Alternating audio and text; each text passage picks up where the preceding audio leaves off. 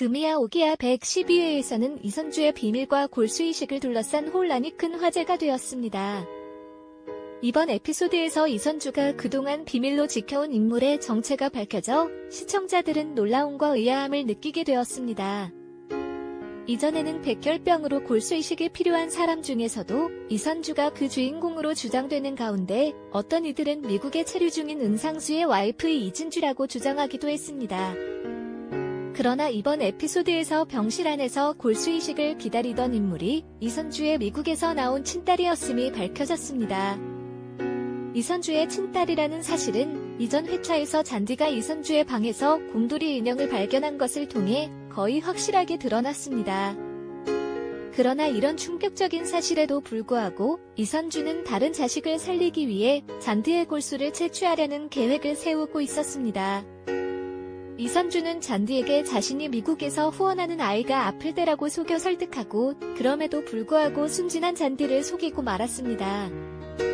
이렇게 보면 이선주의 행동은 일일 드라마에서 가장 추악한 인물 중 하나로 보일 수 있습니다.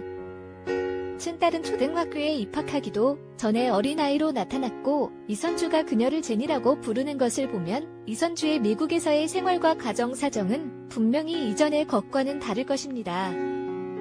그럼에도 불구하고 이선주는 제니를 아끼고 따뜻하게 대하며 잔디에게는 거짓말과 속임수로 다가가는데 그 이유는 무엇인지 생각해봐야 합니다.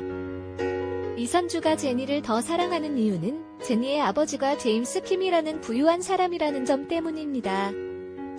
잔디의 아버지는 등장한 적이 없으며 이선주는 그가 자신의 인생을 망친 사람으로 여기고 있습니다.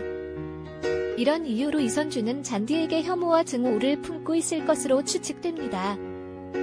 물론 보통 사람들은 자신의 아이를 누구의 아이든지 동일하게 사랑할 것이라고 생각할 수 있지만 이선주의 특수한 상황과 성향을 고려하면 그녀의 행동이 어느 정도 이해될 수 있습니다.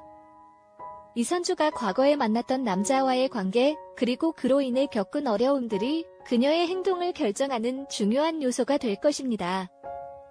이선주가 제임스 킴이라는 남자를 만나고 제니를 가짐으로써 어떤 변화가 일어났는지, 그리고 잔디와의 관계에서 어떤 사건들이 펼쳐질지 이야기가 더욱 복잡해질 것으로 보입니다. 다음 에피소드에서는 이선주와 제니, 그리고 잔디의 상황이 어떻게 전개될지 기대됩니다. 잔디의 골수이식이 위기에 빠지면서 옥미래와의 관계가 어떤 역할을 하는지도 주목해야 할 부분입니다. 최악의 상황을 피하기 위해 누군가가 나서서 도움을 주지 않으면 잔디의 골수이식이 실현될 수 있을 것으로 예상됩니다.